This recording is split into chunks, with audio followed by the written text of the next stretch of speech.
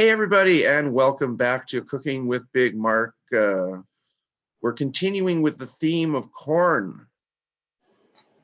So we were going to have a kind of a corny presentation that might be confounding by the time we are through with it. So Corn. First of all ground corn is dried corn.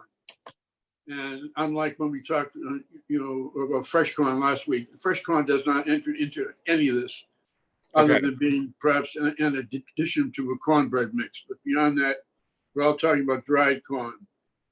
And it's incidentally, when you have ground corn, you should keep it in the refrigerator. It just lasts better and doesn't tend to go bad. So that's just a little bit of a sideline. So we'll talk about the breads, the flat breads and the corn breads. So we start off with corn pone, which in the South, and what we're talking now is the corn in effect in North America. And corn pone was sort of a ubiquitous daily ritual that most people did in the South with a cast iron skillet. They'd take it out, they'd either heat it real heavily in the oven or on top of the stove and put in bacon fat or some other kind of a lubricant. Then just take this mixture of cornmeal, water, and salt, and that was it. And they'd make a batter out of it, pour it into the pan. Of course, it immediately develop a crust in the bottom with the bacon fat. Then they go into the oven with it and 25, 35 minutes. Take it out, and you've got a great, nice round square of cornbread. They cut it in wedges, and they would use it for, they put honey on it, molasses, butter, whatever. But that was sort of the toast of the Southern breakfast when it came in. The other treatment that we talked about is hominy. The hominy grits, but the other treatment the Southerners do is take white cornmeal, and they soak it either slacked lime, lye, or wood ash, which is actually carbon hydroxide, and that sort of takes off the hull, and it gets it in the middle. The soft middle will develop in size because it'll absorb some of the stuff that's being soaked in. So that's a softer thing, sometimes more easily digested, and so that becomes part of either the hoe cakes or other kinds of cakes. Not hoe cakes. Hoe cakes are made with cornmeal. Okay. So then we go to the hoe cake. The hoe cake is little pancakes, and just made again of cornmeal, water, and salt. Now the story, but they call it a hoe cake because they say that in the old days, in the slavery quarters, they did not have kitchens. Mm-hmm. So they would take a piece of metal that they might be like a hoe or something in there because they'd be out laboring the fields, and hopefully wash it off.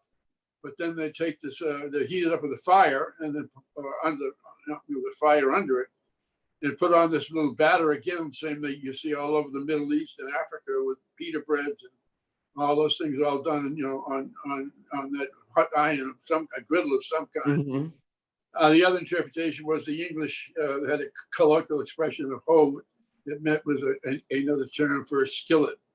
So either one may be true, or maybe none of them are true. So the Southern cakes are really, you get two kinds of corn, between the South and the North. The North cornbread is supposed to be have less eggs in it and less sugar and stuff, and it's more crumbly.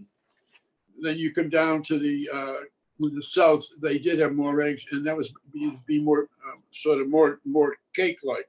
And this is within this country as opposed to North versus South America. Yeah, I mean that's the way it's supposed to be. But I've found over time that it really just varies. It comes down to the way people like it themselves, and that's the one that ends up being either sweet or cakey or crumbly or whatever. And especially now, it's become more standardized because of all the barbecue places now. They're all over the North as well as the South. So, and they almost all feature cornbread. Another variation on that cornbread, the cornbread is made up basically of half flour and half cornmeal.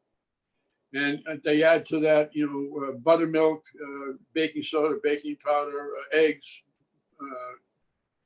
and sugar, again, depending on various amounts. But that's what cornbread itself is made of, and whether it's the cakey or the crumbly, that's the basic thing.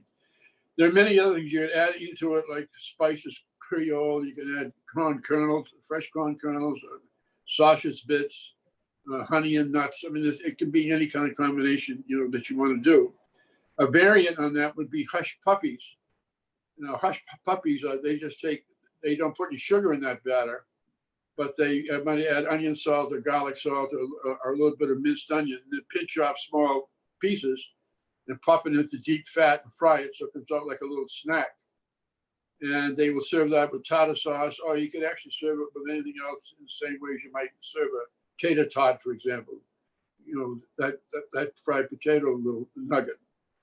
The name supposedly came from during the battle of the wars, the Civil War, when if the enemy was the people were trying to hide and they had dogs with them, if the dogs started making noise, they used to save these little things and throw it to them, and so that where they're eating, they couldn't bark.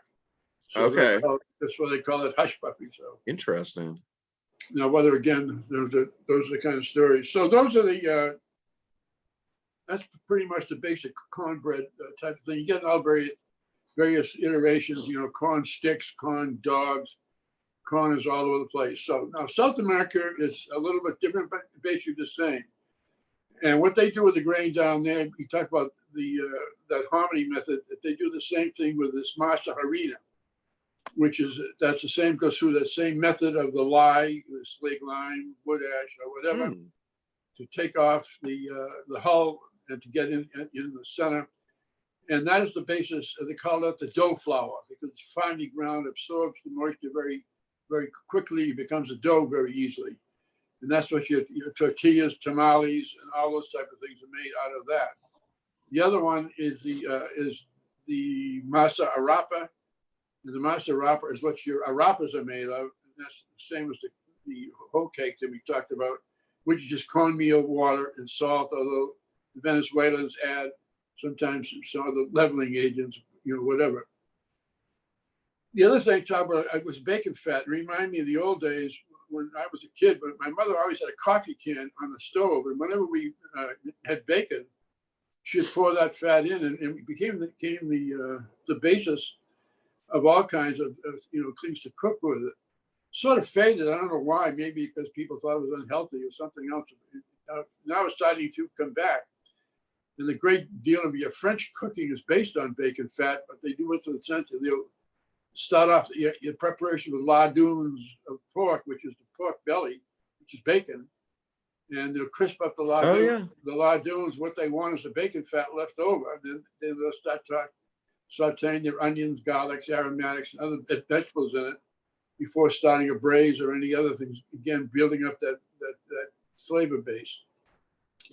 So those are the main preparations. Just to be a little bit more confusing, in England and in Israel and some other countries, cornstarch, which we talked about. Now, what is cornstarch? Cornstarch is a process where they take all the fiber and the protein out of it, and they end up with what they call the endosperm, which is just the very center. It's pure starch, and it's very finely ground, almost like talcum powder, as you can see. But as I said, in other countries, UK being the main one, cornstarch is called what do you think? Corn flour, just to make it even more confusing. So be sure when you're using a recipe that's from England that says corn flour, they don't mean what we call cornmeal, they mean cornstarch. So if you weren't confused before, now you are, but drawing the conclusion is that corn is a big part of our lives and has been, so it's got so many different ways, but it has sustained people for generations and still doing so today. All right, very cool. I don't feel a sense of consternation, so that's good. That's a good conclusion. Yeah. Oh, the beverage I selected today is from a local Chicago brewer in Logan Square, and this is Middlebrow's Bungalow. Oh, there we go. Here we go. Bright American Lager, and you can see that it indeed has a wonderful piece of Chicago Americana, the bungalow style home. This brewery is really neat. It's an all-day operation. They do a lot of homemade bread. They do toasts in the morning. They sell coffee, and they do pizzas. Basically anything they can get their hands on to ferment, they do. But it's very, very connected to the community. They do apprenticeships for at-risk youth.